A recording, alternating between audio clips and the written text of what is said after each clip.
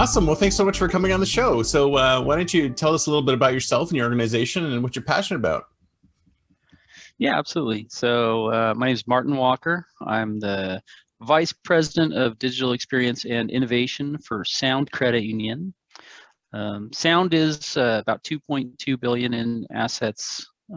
We're based in Tacoma, Washington, and we have a state charter, so we serve the entire state of Washington, but our branch footprint's located primarily in the Seattle, Tacoma metro area. And I've been there for just about 3 years, and that's the extent of my experience in the financial services industry. Came from outside the industry, and am just learning kind of how everything works in the credit union space, and really enjoying what the mission is, and what our purpose is. I got to say that I've recently, let's see, I spent time in the financial services space. I started, I never had any time in the financial services space. Then I got a gig at Citibank, and it's such an eye opener actually being on the inside of financial services. I mean, did you find that when you first came into it? I did, yes. I think I had a few different maybe ideas, and a couple of those were validated, and a couple of them were surprises. I guess probably the first thing was I was expecting that coming from places like the sports industry and retail and coffee, that it would be much more formal, and it isn't. It's just like working in any other company. The difference is that you're responsible for people's money, and that can be to put a little more pressure on you than if it's just, hey, have fun at a basketball game, or enjoy your cup of coffee. A little bit more pressure when they've put their entire net worth in your hands. So yeah, exactly. But at the same time, that makes it more rewarding, because we can have a bigger influence and impact on people's lives, and really be part of that in a bigger I don't know. way. I hear coffee has a lot of influence on people's lives. I mean, the guy who wrote that book on food, I forget the guy's name, Michael Pollan. He did an audiobook series on caffeine. He said, if it wasn't for caffeine, we wouldn't be where we were today. So coffee may be more powerful than you think. You may be right.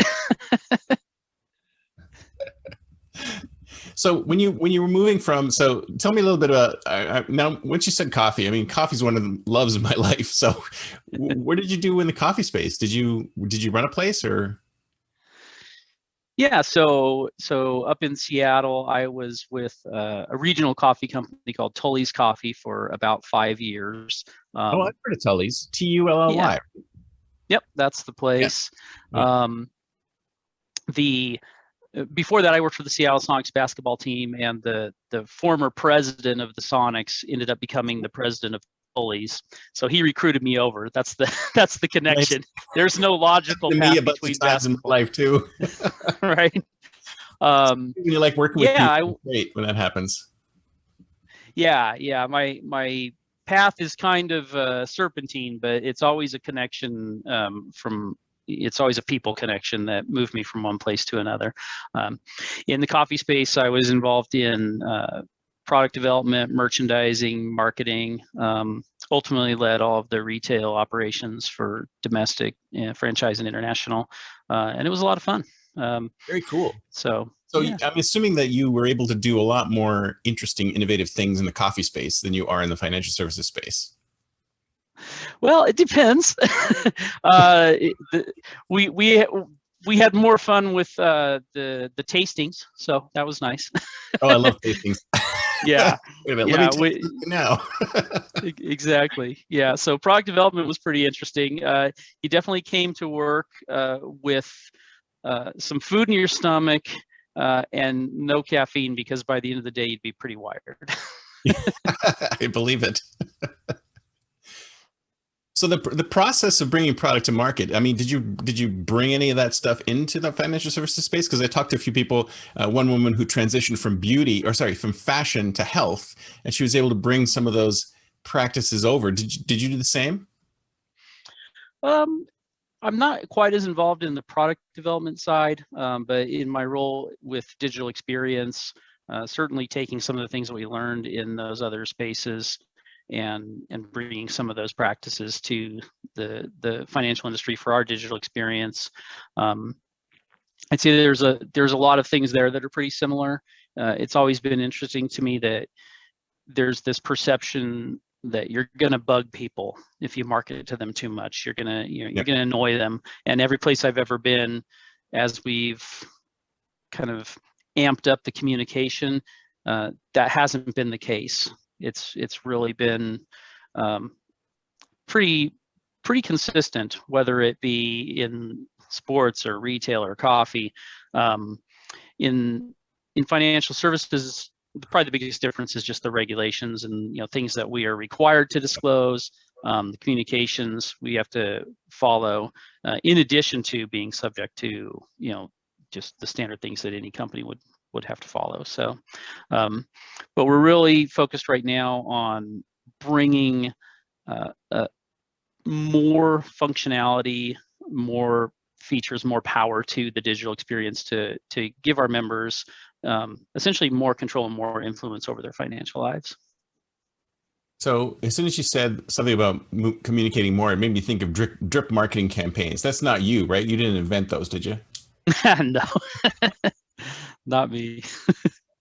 Because I remember sometimes I sign up for these things just to get some more information, right? And then the most obscure sites where you think that I can't imagine these guys having a daily newsletter, a daily drip campaign. They still have a daily drip campaign. I don't know how they do it. I don't know where they come up with enough content, like these obscure things that you think there's no possible way these guys are going to drip me every day, and they do. So, oh yeah, and I can remember there was a point in time when I took the frequency of email campaigns, for example, from 1 every 2 weeks to 1 every day.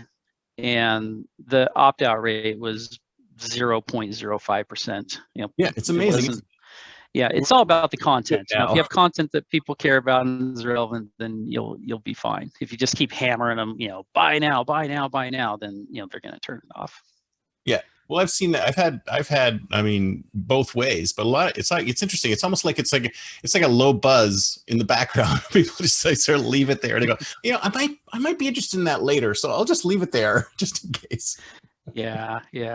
And one of the things we're focused on now, we just started a pilot with a predictive analytics company to start building some predictive models, with the idea being, can we use data to understand what would be the most relevant content for someone? So if we can understand, maybe kind of the phase that they're at in their lives, or if they're coming through a transition point, then we can possibly deliver something to them that means something to them, that's important. So for example, we can catch somebody at the moment when it's about time to send the kids off to college. Do you know all of the vehicles that are out there for you to help fund that? Because as we all know, that's a very expensive endeavor. But if we can understand when someone's going to take that on, now the communications mean something to them versus just sending HELOC offers to people that don't own homes. What would the point be? It's irrelevant. So exactly. So how do you do that? I mean, do you traverse their social, or I mean, what are the indicators that somebody's looking for a specific product? Yeah, so right now we're just using all of our internal data, and that was one of the things that was amazing to me when I first came over to Sound. Just the data that's available to a financial institution is unbelievable. I mean, if they're your primary financial institution, pretty much everything about their financial lives. In other industries, you just don't have that information. So you might send something out thinking, hey, this might be relevant. You really have no idea. But in our case, we can see a lot of kind of indicators in the data. And so there are some that are relatively intuitive, such as, oh, I see an interruption in your direct deposit. Well, that probably can mean a few things. It may mean that you have just changed jobs. and you're about to have it restart with another employer. It may mean, unfortunately, that you've become unemployed. It may mean that you are still receiving a direct deposit, but you're not putting it in your account with us anymore. So there's a lot of pieces of information that we can, bring together, and in some cases potentially find a pattern that lets us know that something is changing. And that's one of my beliefs, is that when we matter is when people are going through transitional points in their lives. That's really when, it's most likely that they're going to need their financial institution, their credit union, to play a more important role, versus, hey, everything's going fine. I've been at the same job for 3, 4, 5 years. Kids are in grade school. Been in the house. Nothing's really changing. But the moment in time that something's about to happen, that's usually when we come into the picture. We need to move. We're changing jobs. Getting married, having a kid. All of those things. And there are some indicators in the data that would lead us to believe that those things might be happening or about to happen. Interesting. So how do you go about communicating with your customers when you detect these things that are about to happen? Yeah, we're really in our infancy on that right now. So we have some ideas on what to do with that, but we're just now getting the data to essentially build content. What we want to do with that is we want to be pretty subtle. We don't want to do what Target did and go out and yeah, I was just going to mention say that. It's like apocryphal, marketing history now. It's like what not to do. Yeah. No, we definitely don't want to do that. But for example, we're in a time right now where the rates are still very favorable, and even though the mortgage rates are starting to go up, they're still very good. So if we're able to identify where people are paying a higher rate, than just sending them some information on, here's some calculators for refinancing to give you an idea of what you might be able to save monthly. You may be able to take a 30-year and turn it into a 15-year and have a pretty minimal impact to your payment. Some of these are pretty significant drops in rates for people who have been in their mortgage for a long time. So just trying to put those pieces of information out there so that our members can see that if they haven't considered it, it might be worth a look. So you're able to, it's like you don't send a blast saying, hey, you just lost your job, let's figure this out. No, we definitely we don't do that. But so when the pandemic hit, and we're based in Washington, and we were in the kind of the forefront of the impact. We were the first state with a diagnosed case. And things happened a little bit earlier for us, so we had to kind of figure out things. We didn't really have a model to follow from seeing what happened in other states maybe a few weeks before. And one of the things we saw in our data, our total unemployment payment benefits for our entire membership was very consistent. We could predict within about $10,000 either way the total deposits into the entire membership combined. For the first 11 weeks of 2020, it just followed the same pattern. And then in about a 5-week period, it went 43 times higher than normal. And so we saw this massive spike in unemployment. And that was a combination of people starting to claim benefits, and then the additional $600 per week that was being added really put the number a lot higher, the dollars a lot higher. But that would be an example where we were able to bring some data together and identify, here are our members who started receiving unemployment benefits. This is what they have with us. These are the loans they have with us. These are their rates. These are their credit lines.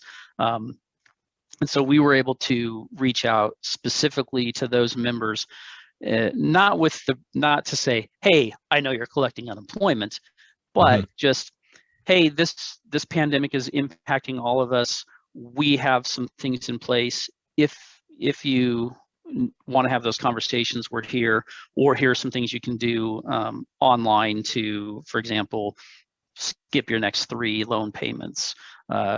We had some relief loans for people that want to apply for those for kind of relatively short term.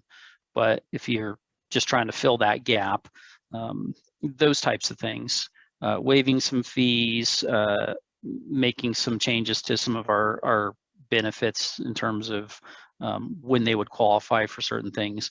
So we were able to take that data and just let those people know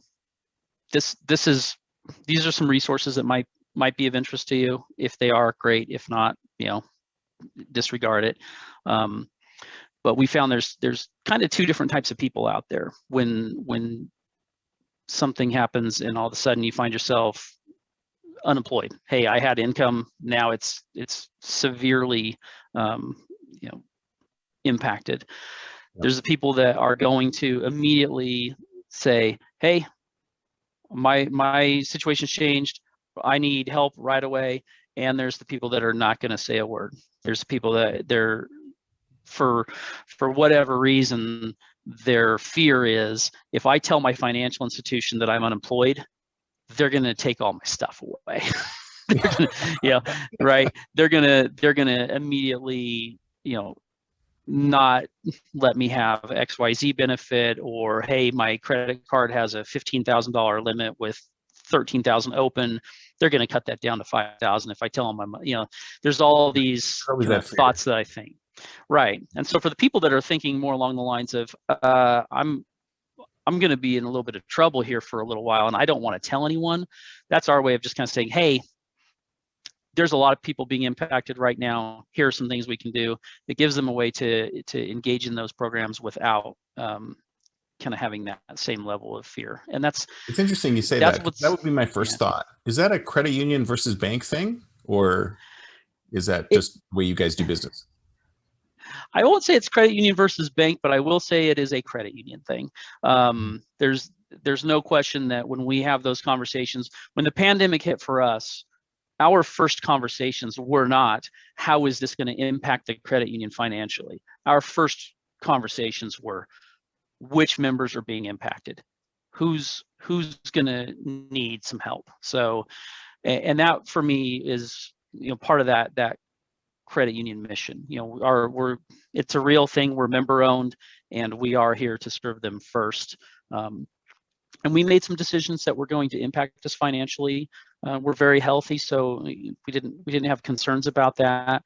And at the end of the day, it's the right thing to do, and we feel good about taking those steps to do those things. It's interesting you should say that, because I did some sessions with financial services companies, and we were talking about situations like that where there's life events like unemployment that impact customers financially. And we were saying, well, what do you do when there's an indication that your customer is unemployed? It's like, well, nothing, right? We just kind of batten down the hatches and wait for them to get another job. And I said, well, why don't you go beyond thinking like a bank and help them get another job? And it's like, oh, well, we don't play in that space. I mean, have you guys ever thought about going sort of beyond your remit? Well, that's interesting. So one of the things that we've been talking about is the gig workers and the gig economy. Yep. And looking across our membership and seeing where we can find indicators of how that's impacting people.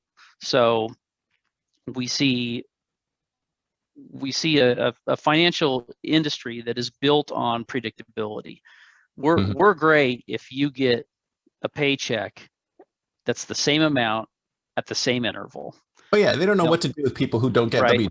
It's like exactly. So yeah, hey, I get a $2,000 paycheck. It happens, twice a month. Great, no problem. We know we can do this for you. We're okay with our courtesy pay program because you're going to get a deposit in a couple of weeks. We will loan you money because we know you're going to have money to pay it back. I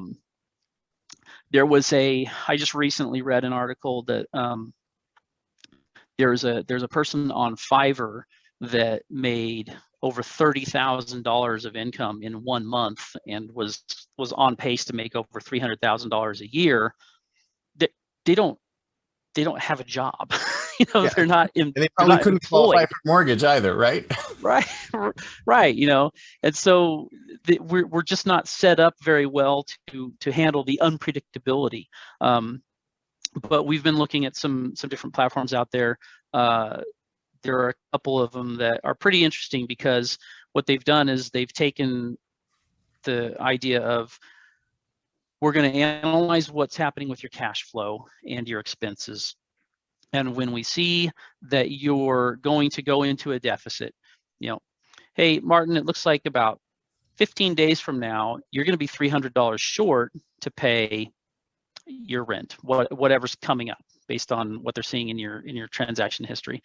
And then they've got a platform that allows you to go find gig work in your area to close the gap. So, hey, you're going to need $300 within the next 2 weeks. Here are some ways you can earn $300. In your area, you can drive an Uber, you can deliver DoorDash, you can, here's some opportunities on Fiverr. You've gone in and put your skill set in, and it's going to, potentially match you up to some contract jobs on Upworks. But it's just a much different concept of, there's a gap here. Let's help you close that gap, versus just say, well, good luck with that. There's nothing we can do for you. That's the typical conversation. It's like, oh, come back to us when you have money. It's like, no. I'm still your customer. Help me out here. That's fantastic. Are you guys thinking about implementing that, or are you in the process of talking to them about implementing? We've had some conversations. One of the only challenge we've run into so far is, for us to be kind of an underlying financial institution for that, we are limited by our state charter. So right. it'd be a good thing for us to be. Right. Yeah. So for someone that wants to go national, we innovative things, but the government won't let us. They're getting better. But yeah, that's it. If someone wants to launch that on more of a national basis, we can participate to serve their customers in Washington State, and we could be part of a bigger ecosystem to do that. So we're having some of those conversations. We've had conversations about pretty early conversations about subscription services. So rather than just focusing on, okay, here's, financial institutions used to charge lots and lots and lots of fees. People got mad. We don't want to pay fees anymore. So now there's free checking. Well, free checking is, it's great. It's a way to, put your money somewhere short term until you need to go pay your bills. But what else does it really do for you? Not a ton. Versus, the way I always think of it is, do you get free shipping from Amazon? Yeah. Do you get free movies from Amazon? Sure. Free music from Amazon? Yeah. Well, how much do you pay for all that free stuff? $129 a year. So it's not free.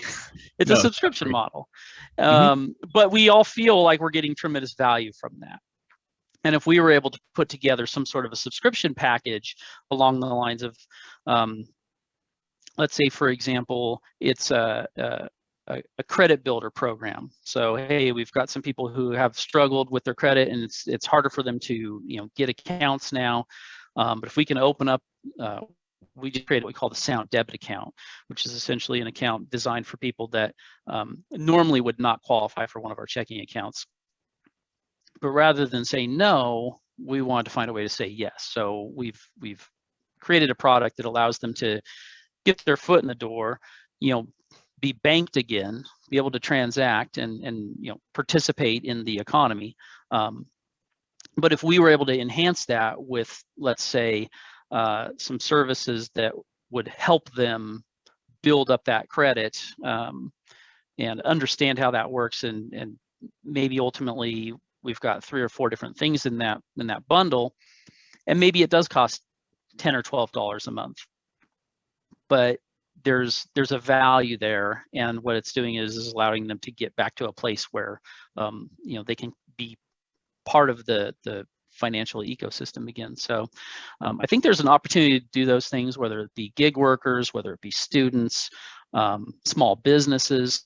I think there's a lot of different kind of communities out there that could be serviced better by a subscription model versus just the standard, well, everybody gets free checking. Oh, okay. Thanks for not charging me the $8 a month, but what else can you do for me? Exactly. So do you find that that you're still getting the same number of customers like Gen Z and millennials that you used to, or are they fleeing to other kinds of banks, like more online banks or different kinds of services that are maybe not necessarily traditional banks or CUs? Yeah, we're still seeing we're seeing about the same acquisition rate in those areas, maybe even slightly better, because we've started to put more emphasis on it. I would say up until a couple of years ago, we struggled with millennial and Gen Z both, younger millennial, in terms of kind of our acquisition. For us, if we were to look back on it, there was certainly a period of time where it was, well, when you're ready for a credit union, we'll be here for you, but you're not ready yet. And we really need to approach it more from the standpoint of, no, you should understand what we're all about and be considering us, as early as possible, because there are some things that we may be able to do that, even if it is a very good digital experience, mobile experience with some of the new challengers out there. At the end of the day, they are still for-profit companies, and they do have to generate that profit. And in our case, we're not for profit, so we still have the advantage that we serve the members first. We can't lose money, because if we go out of business, then we don't get to serve anyone. But we're not answering to any shareholders. We're not answering to a VC firm that threw a bunch of money at us and said we're worth $10 billion, so now we have to go perform. We don't have those pressures. But I think that for the differentiator right now is the experience. The experiences for some of those are fantastic. And there's some good marketing. Chime really does a good job marketing the fact that, hey, I get my money 2 days early.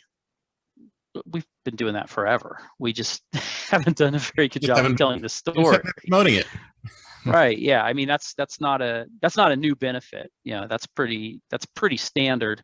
But they've done a really good job communicating that to an audience that didn't necessarily know that was even available to them. And so, well done by them to identify that opportunity. And those are some of the things I think we can do a better job of to just educate those younger potential members as to what those opportunities might be. Do you see that there's going to be, like, it's just making me think, because over the last little while I've interviewed other folks from other CUs. I've interviewed somebody from Switzerland who they have an insurance type membership thing there where they insure each other. So it's like, do you think that kind of business structure we're going to see more and more of that? I think so. I think that the idea of fractional ownership and fractional investments, fractional lending, I think all of those things are going to continue to gain steam. It's fascinating to me how some of these fundraising campaigns on things like Kickstarter and Indiegogo and GoFundMe. I'm Gen X. We're all cynics. It's like nobody's going to help us. We just have to help ourselves. Gotta do it ourselves, man. Right? That's the only way. You just go ask for money and people give it to you because they're nice and they think you deserve it. Yeah, what is unbelievable? What world is this? But it's happening. It's pretty interesting, and I think that that's going to be something that, as we see, particularly Gen Z enter the workforce and enter the financial space and start to be influencers as a group of consumers, those things that matter to them, purpose matters. It's not just about accumulating things. It's not about insulating and isolating myself and making sure nobody comes and gets my stuff. It's much more about the community and supporting each other. And I think it's pretty energizing to think that there's an entire generation of people that are kind of thinking that way. My daughter is right on the line between that. She's, I think, going to be one of the first Gen Zs, and the conversations are fascinating, just in terms of what's important, what matters, and what doesn't matter, and whether it be insurance, whether it be, vehicle sharing, and it's just things that we would think to ourselves, no, I would never own one of those things with 3 other people. And for them, it's like, oh, that's great. That means I only have to pay a quarter. They have no thought of anything negative about that. It's all positive. So it's a lot of fun to see. Well, we've done that here in San Francisco. Things are so damn expensive. You have to own fractions of things. It's just exactly. It's impossible to own like a full anything. But no, I had the same thing happen with, like, one of my sons decided he didn't want to drive. He was just going to Uber everywhere. He doesn't need to own a car. Another one decided to buy a car. So it really all depends. And so one of the other things I wanted to ask about this is, like, one of the things that I was talking to a couple of Gen Z the other day, and they were saying that they were interested in having more control over their financial lives. Are you seeing that as well? Yeah, they want to learn, they want to understand how it works, and I wish I had been that astute when I was in my early 20s. We wouldn't. My background would look much different. I'd be on a beach somewhere. Well, you can always change Zoom background. That's true. Yeah. This one's real. that's a real brick wall there. By the way, very nice. I love that fireplace. It's very cool. Thanks. Yeah, it's they really want to they want to feel like they're not so much they're in control because it's theirs, but they want to have influence. They want to be able to take, understand how do I use this tool to be better, be a better citizen of the earth. Right. So I'm assuming the interfaces have to be very different. Like an interface you would create for, say, somebody like us compared to a Gen Z would be completely different. Yeah, absolutely. We've been having some interesting conversations with the credit union service organization Accuso, NetGiver, and they are basically, they're enabling credit union members to make charitable donations to virtually any 501c3 in the country. And we haven't been able to move forward on that one quite yet. It's definitely on our list of cool stuff that we want to explore. But just this idea of in some ways it's almost counterintuitive. Okay, you're a financial institution, you're a credit union, people put their money with you and hope to make a tiny amount of interest on it while it's there, and maybe a little bit better depending on how they invest it. And they want you to loan them money when they need some at a really good rate, the best rate you could possibly give them, right? But this idea to say, hey, we're a financial institution, what we want to do is we want to give you an easy way to give away your money. It's so counterintuitive, right? Yeah, it's like, is that what we're here for? Well, the answer is yes. And so this is a really cool mobile experience, and there's another company out there doing it as well. Their experience is a little bit different, but a similar concept called Pinkaloo, and they were just recently acquired. But in both cases, just this idea that, hey, make it easy for your members to make charitable donations to the things that they care about. Mm-hmm. Wouldn't have even been on the roadmap 10 years ago, but all of a sudden it's something that is meaningful. And we feel like if we're going to really attract Gen Z members, while they're still, kind of in that early stage in their financial lives where they're making those decisions and deciding, who they're going to partner with for the long term. These are things that they're going to care about. These are things that are important, and we need to be thinking about them and doing those things versus just saying, hey, giving away money, that's somebody else's thing. That's not what we do. All of a sudden it's relevant. It's important. Well, I've always thought that when it comes to stuff like this, financial services, it's like just do it, right? Just manage it for me. I don't really want to deal with it. I don't have to pay bills. I don't have to do this. I was just like, can't you guys just do all of that stuff for me? And I thought that was sort of like the prevailing wisdom. And when I talk to these folks, it's like, no. We want agency. We want control over that. I mean, are you seeing that sort of? Because I thought things were going more in the like automate me direction, right? Like do it for me. And now it seems like there's more of a DIY aspect. Yeah. It's funny that you say that, because that was the and really still is kind of the way that we're thinking of it from our digital experience standpoint, as we look at what our members can and can't yet do within the digital experience that we're providing. We've divided it up into three phases, if you will. The first thing is, let me do it. That just means don't make me come to the branch to send a wire. Figure out a way to let me do it through your digital channels, as an example. The second is help me do it better.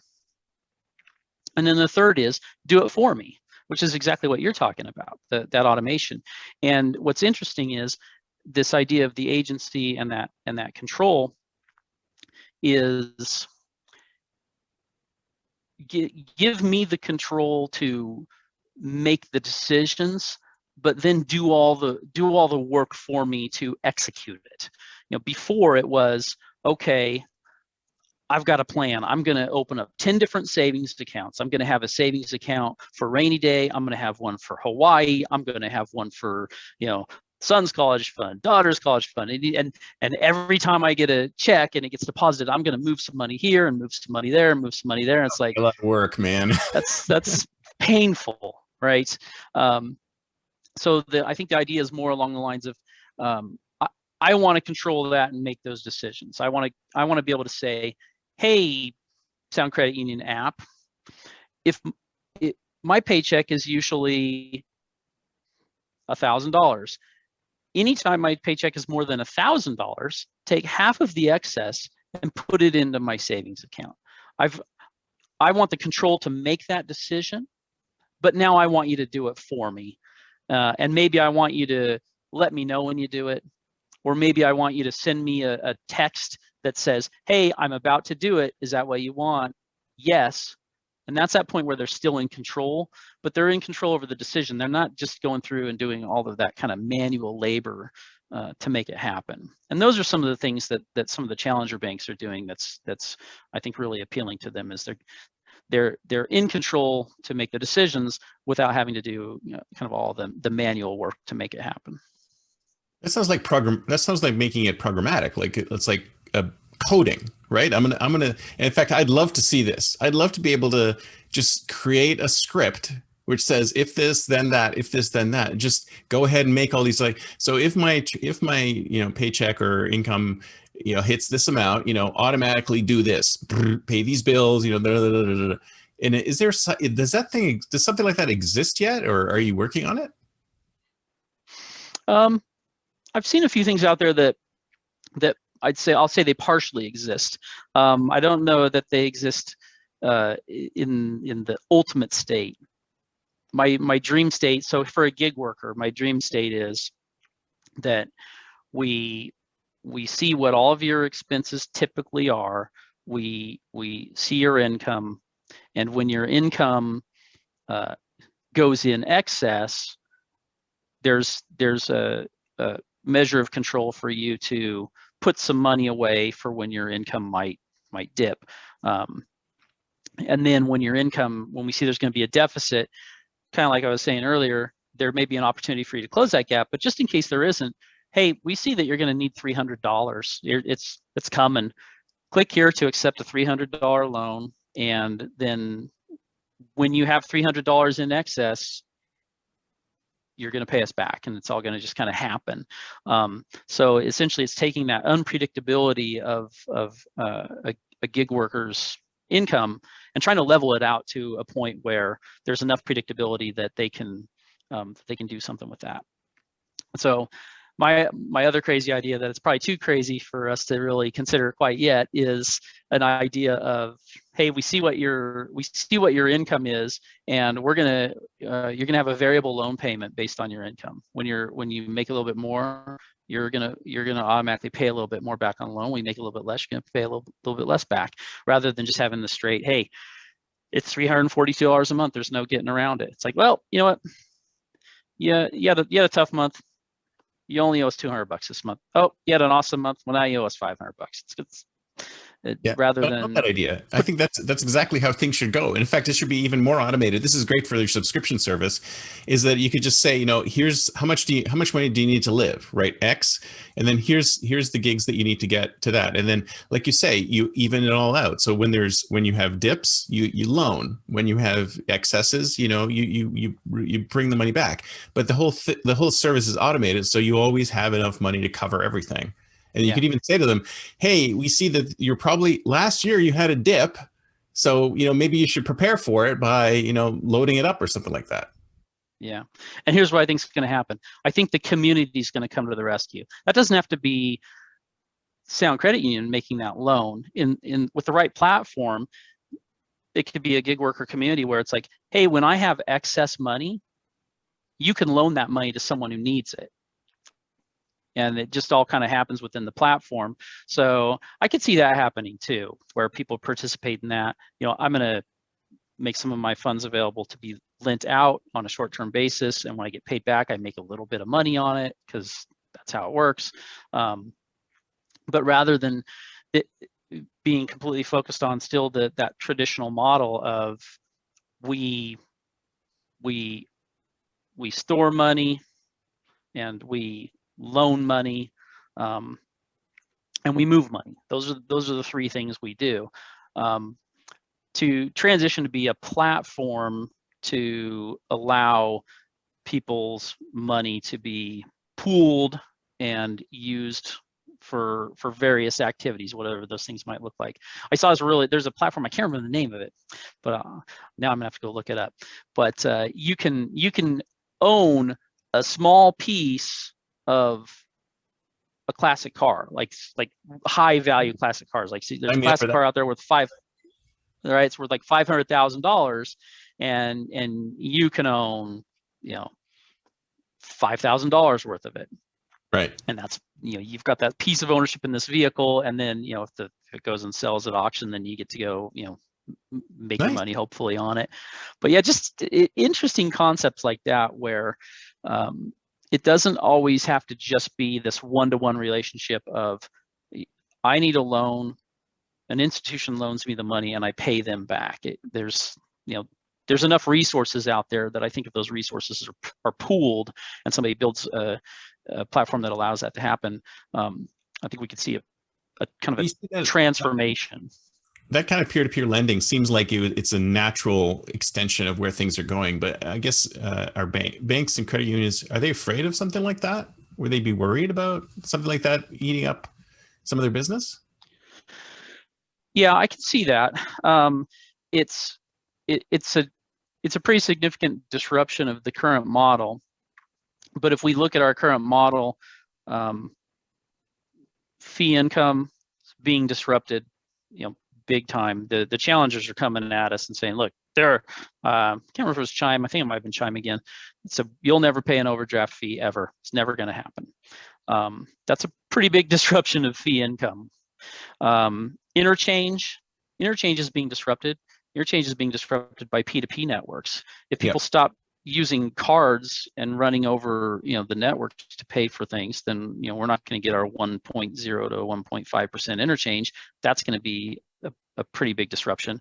And then, of course, the interest on the loans, it's just getting squeezed because the rates are coming down, and you can't really get much lower than 0. It's not likely that we're going to be able to charge people to hold their money without providing some value other than just holding their money.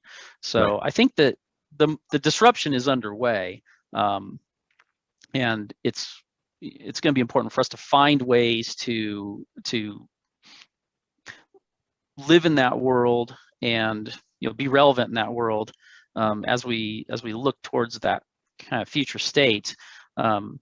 It's going to probably look a lot different, and if you're a platform that can facilitate all that activity and provide value and charge for that, like Amazon charges for membership, I think you could be very, very healthy and very successful.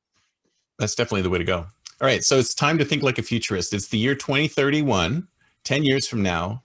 What's the world going to be like? What's your industry going to be like? Well, so it's funny because this is something I have this conversation probably more often than the average person. it annoys my wife, but that's okay. Hopefully she won't watch this. We'll see. Right now you walk out of your house, your apartment, your condo, and you typically have to walk out the door with 3 things. You need your keys, you need your cards, and you need your cell phone. 10 years from now, I think you're going to walk out the door with 1 thing, your cell phone. I think that's it. I think you're not going to have cards anymore, and I don't think you're going to have keys anymore. I mean, we already see what Tesla's doing with not having to have a key to unlock or start the vehicle. It's all based on biometrics and different things. So ultimately, I think that's one of the future states, is that we get to this place where all of a sudden, all you're going to walk out the door with is this device.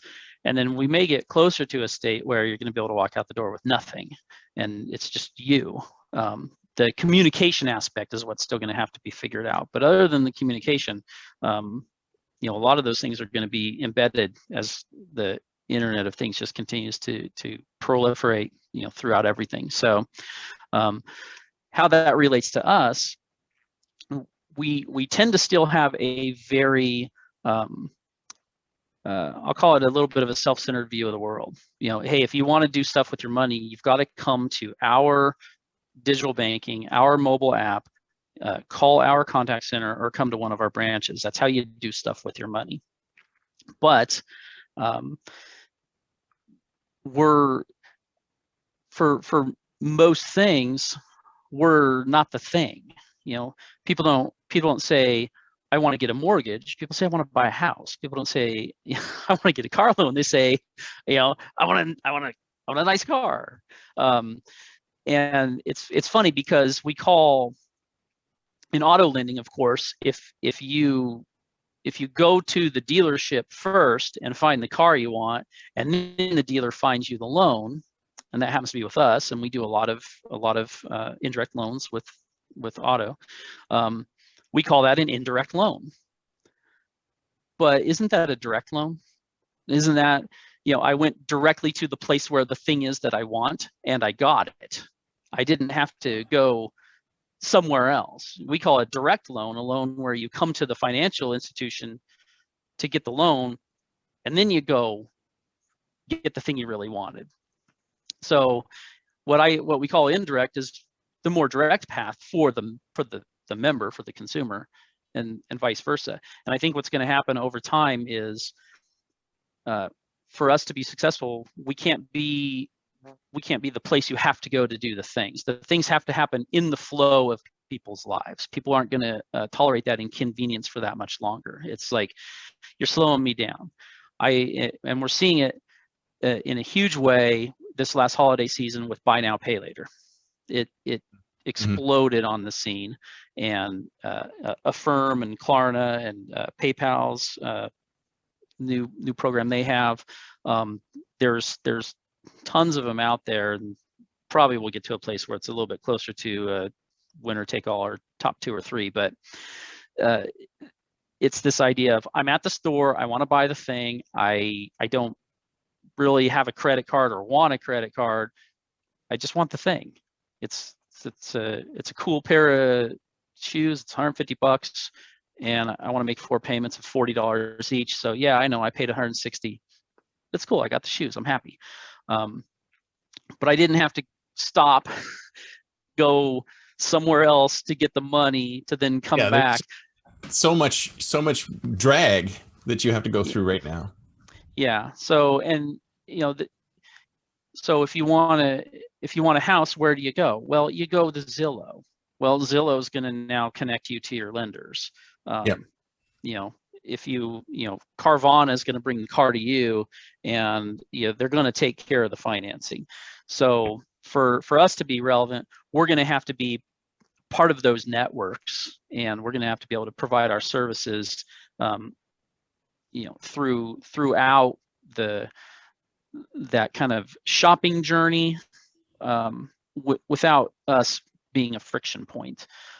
It's interesting. That'll be a big change. I think the same thing is going to happen for most financial services, that they're going to drop down below the interface layer, right? They're going to become the platform at the bottom. And I think a lot of banks and CUs or any financial institutions they're like so worried that they're going to lose that connection to the customer when they fall into that platform play. But that's probably where they have to go, because people don't want to bank, like you said. People don't want to bank. They want to buy a house. They want to buy a car. They want to, they want these things. They don't necessarily want to, do banking. Yeah, and there will be places where we will be able to provide the more direct service. So, when it comes to financial planning and those types of things, where the relationships, that's going to matter. Versus just where it's transactional. The idea of coming into a branch to execute a transaction, I don't think we're going to see that 10 years from now. That would just be, that's if somebody just wants to come and say hi and I like you and I want to see you, but I don't have to be here. I can do all my stuff without coming into the building. But hey, help me solve a bigger life challenge, and how do we become part of that? You know what? Hey, it's been my lifelong dream. I want to move to another continent, and I want to start a clinic, and I want to help people. How can you help me do that? That's a order of magnitude different conversation. But that also means that we're going to have to treat the branches differently. The people that we have working in the branches, right now they want to do that. We have some fantastic people, and they're very good at relationship building and knowing our members. But because of the transactional nature of the business, they don't have enough time to do it. So and that was an interesting thing that happened, at the height of the pandemic, when our branches were closed except for by appointment only. They spent more time, because when the person came in, there was this pressure of, there's a line, there's 8 more people behind you. So the interactions were stronger. They were more meaningful. Because there was less pressure to just execute a transaction and get them on their way. And I think for the member as well, it changed, because it was like, well, now that I have to set an appointment to come see you, I'm going to get my money's worth, so to speak. So, it wasn't, I didn't just walk in, deposit a check, pull out a couple $100 in cash and take off, or whatever it was I was doing. I had to make a little bit of effort to get here. So, maybe it's worth, having a few extra minutes and talking about, what are you trying to accomplish financially? What are your goals? where do you want to go? And not just financially, but just in general. So we'll have to, I think the transactional business, to your point, it moves below the line, and everything above the line is going to be about, how are we really adding value for them in terms of their quality of life, versus just, hey, your money's here. Did you want some of it? Okay, here you go. So bank branches will be rebranded dream centers. So you can come in here, Tell me about your dream and how we can make it real. Yeah, and then we'll find a community of Gen Zers that say, yes, I will help you make that happen. We'll each give you $10 and you're on your way. I love it. This is fantastic. Thank you so much. It's been really great. If somebody wants to get in touch with you, what's the best way? Probably the best way is just find me on LinkedIn, Martin Walker. Pretty easy to find, Sound Credit Union, and hit me up there. And happy to connect with anyone who's interested. Sounds good. So I'll get your bio and contact information in the show notes. So if anybody wants to get in touch with you, they can do it that way. So thank you so much. It was great. Talk to you soon. Yeah, thanks for having me. It was fun. Yeah, absolutely. Bye. Bye.